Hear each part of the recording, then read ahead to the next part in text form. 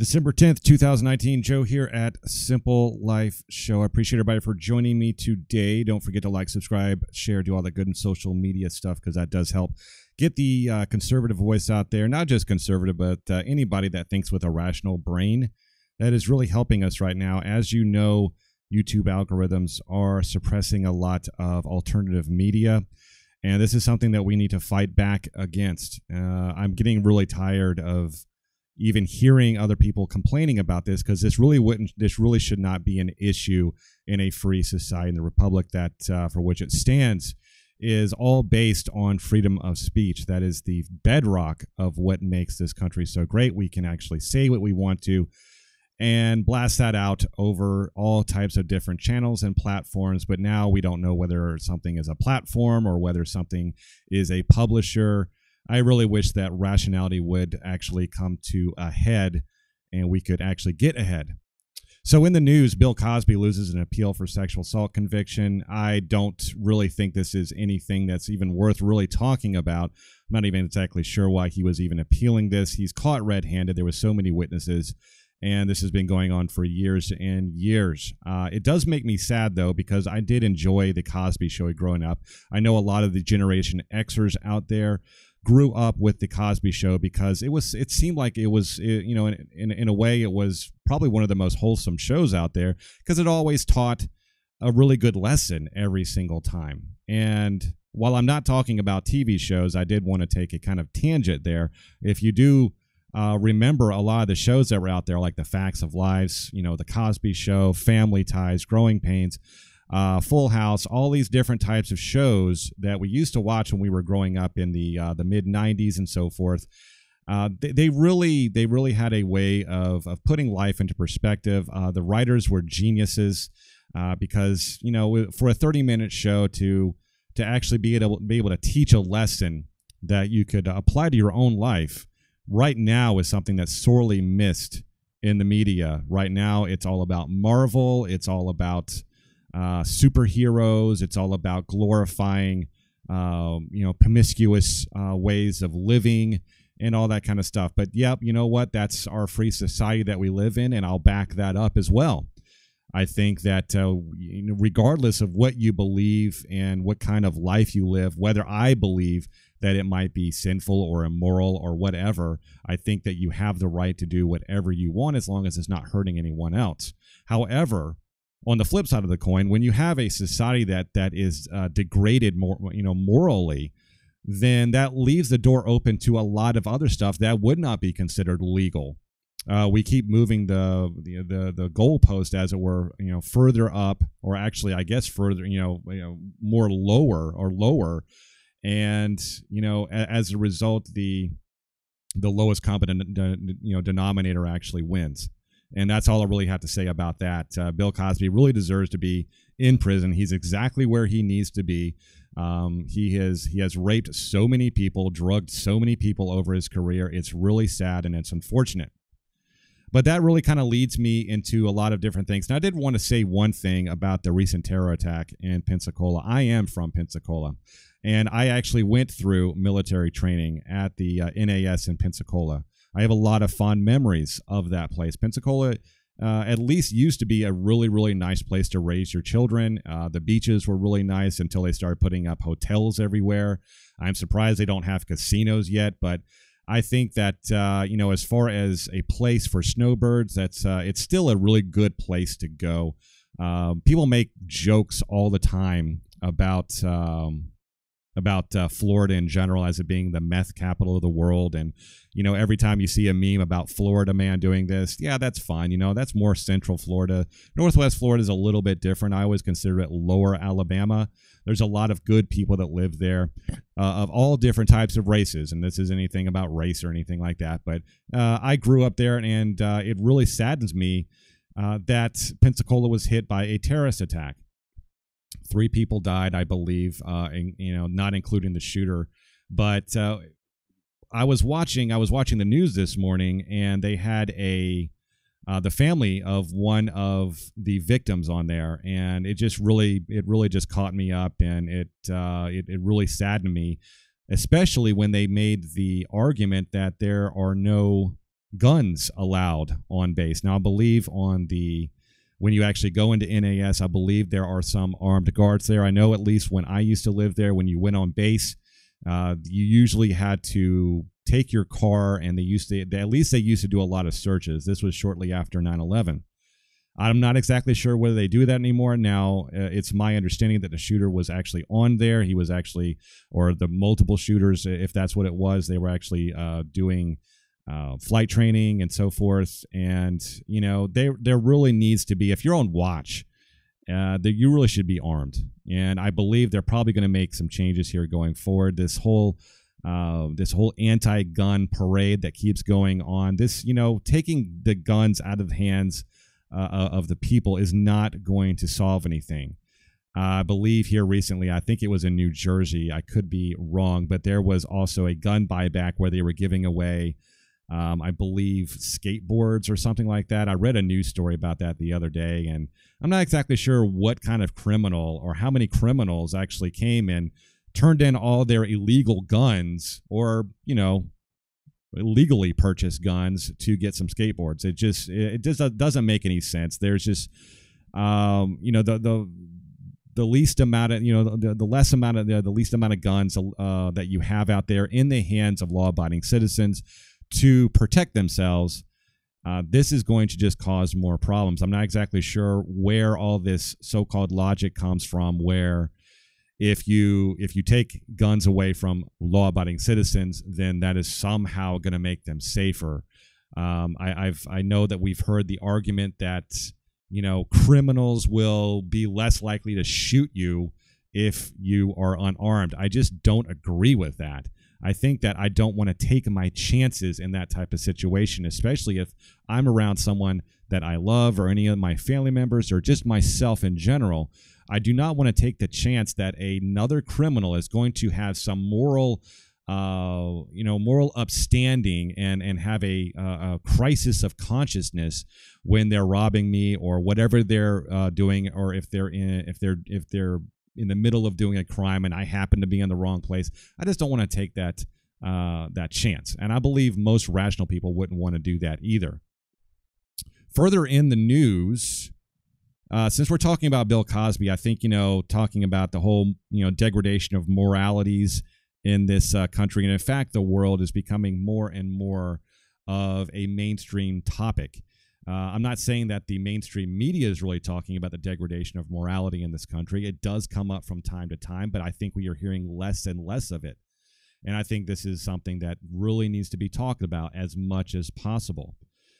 Here recently, new wave of pedophilia and child abuse strikes Pakistan. So it's not just in this country. Pedophilia, and that's kind of what a lot of this is focusing on. And with the whole Pizzagate and all that kind of stuff, I don't know if there's any legitimacy to the whole Pizzagate type thing. I think there's some evidence that points to that the elites, the elites and those that are in power, they have they have a way about them that would lead towards that sort of thing. Because if you really think of the hierarchy of needs, most of the people at the top really, they can have whatever they want. So what would they possibly want that they can't have? It can actually get into a lot of really sick stuff. If you do any kind of research about this, especially with the Bohemian Grove and the Skull and Bone Society and stuff like that, a lot of these secret societies are centered around the pedophilia. And this, the further down the rabbit hole you go, the sicker and sicker it really gets. And I think that the more that we keep digging at it, the more that we keep trying to expose the pedophilia that's out there, the less that we'll have to worry about. It's always going to be there, unfortunately, but we really need to disinfect this by actually shedding a lot of light on this subject. It's a problem that a lot of people don't want to really talk about because it's really hard to talk about, and that really kind of conceals it in the shadow and the darkness of secrecy and the uncomfortability of actually talking about pedophilia and the problems that go along with that, especially for society and the world as a whole. So in Australia as well, another story here. Top Australian bank faces record fine for 23 million violations and enabling pedophilia. Australia's second biggest bank is reeling after a lawsuit by the country's financial intelligence unit accused of 23 million breaches of an anti-laundering, money laundering, and terrorist financing law and indifference towards pedophiles using its services. So we really have this. We're really starting to see this normalization of pedophilia and attraction to minors. And I'm not going to say that, you know, a certain candidate that we have for the Democratic Party is any way involved in this, but recently this candidate has been saying a lot of stuff that has been very questionable and is reaching across a lot of red lines that we should all be aware of. Now, you know, it's really, I mean, it's even uncomfortable talking about it. And I believe this candidate, and I'm not going to say their name, but I think you know who I'm talking about. I think they're going to end up being the front runner if Hillary doesn't actually come into the race. Now, there's a lot of news about this recently, whether Hillary Clinton is actually going to get into this race. I don't know if that's going to happen. I don't think that's going to happen. It really wouldn't make much sense for that to happen anyway. I think the DNC is trying to move away from that and trying to quiet that calls for Hillary to run, because they really want to prop up either Joe Biden, or they want to prop up Elizabeth Warren. So either one of those has the best chance, I believe, of actually getting a nomination. I also personally believe that they don't stand a chance against Trump. This whole impeachment thing is really emboldening a lot of his supporters. But digressing here, also in Italy, here we have Vatican charity knew in 2017 of pedophilia concerns about Central African Republican director. So as we know, the problems with the Catholic Church, of course, they've been having a lot of issues. There's actually been calls for the Pope to resign here recently, just simply because of a lot of these cover-ups and a lot of the questionable things that the Pope has been talking about, especially concerning Christians and our own politics over here in the U.S. I think the Pope needs to stay out of it, run the church and do that and stuff, and control his own herd, because he's having enough problems doing that already. And right now, love for the Catholic Church is not growing. Most people are really fed up with how the Catholic Church has been handling this entire situation. I think it is absolutely reprehensible. I don't believe that anyone who is found guilty of pedophilia should see the light of day. I think the normalization of that type of relationship with a minor should be condemned on all levels. I believe this is worse than any type of racism, a supposed racism out there.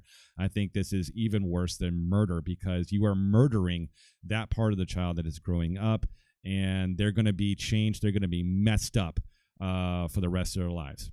Now, there's been a lot of controversy about just that idea itself, about how it affects children.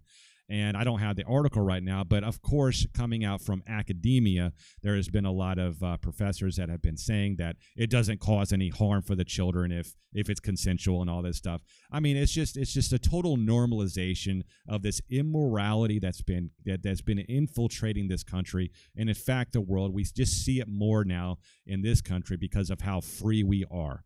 And the more liberal and progressive and brave and woke we get in this country, I think the worse it's going to get, because it's just a normalization of immoral behavior is going to it's going to continue down this slippery slope all the way down to complete immoral degradation until just anything goes. Really, anything goes.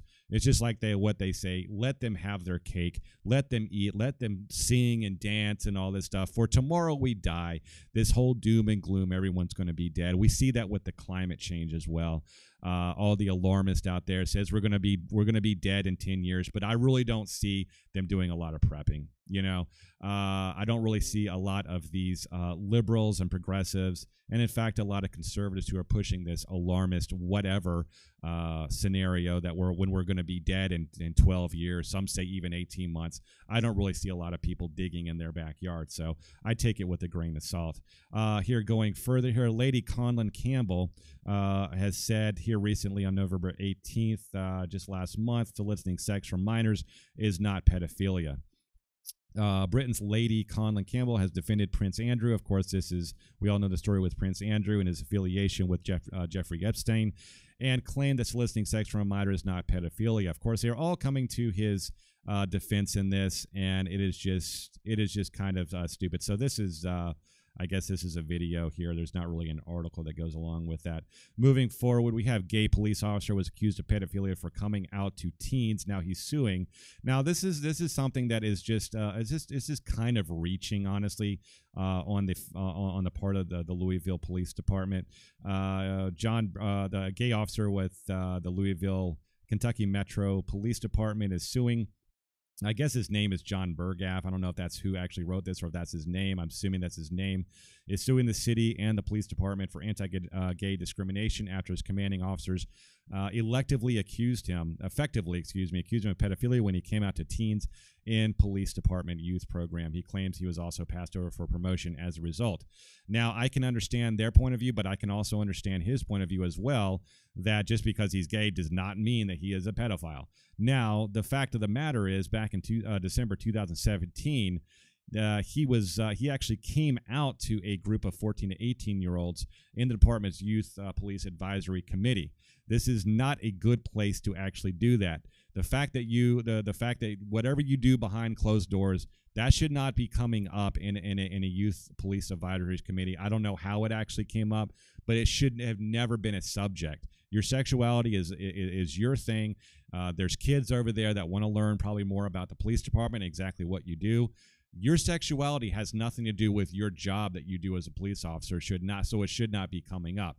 He should have been reprimanded, but as far as being called a pedophile, I think that is actually reaching. There's no actual proof positive that he's attracted to minors or something like that. So I think the police department actually kind of overstepped their reach on that, and I feel sorry for him, but at the same time, coming out to a whole bunch of teens, what was he really trying to accomplish with that? Was he trying to get it, was he trying to sound more woke? Or I just don't understand that. It's really not the venue to be talking about your sexuality, no matter what you're into. That is not really the place for that. Final article here. Students want professor fired for writing about pedastry, which is, pedophilia. But University of Texas says it's protected speech. Now, this just recently happened a couple days ago. And, of course, we've seen this all the time in academia, where a lot of these liberal and progressive, woke and brave professors are actually coming out in defense of the pedophilia movement that is actually happening in this country and, in fact, all over the world. Thomas Hubbard was reportedly called Age of Consent Law's sad byproduct of a self-righteous era. Students say his work advocates for violent crime against teen boys. Now, he has made this professor has called back, of course, to ancient Greece times when pedastry has been socially acknowledged and acceptable, of course, stuff like that. Of course, we have seen, in ancient history, of course, those civilizations failed. They went under. The society broke up. And it really had to do with a lot of the social and moral degradations of society and civilization as a whole. We see the fall of Rome and ancient Greece and all that simply because, now a lot of it went into it, but the underlying factor was a lot of this moral degradation that was happening within the actual society that made everything okay. So no one really had any kind of foundational morality to actually pull from.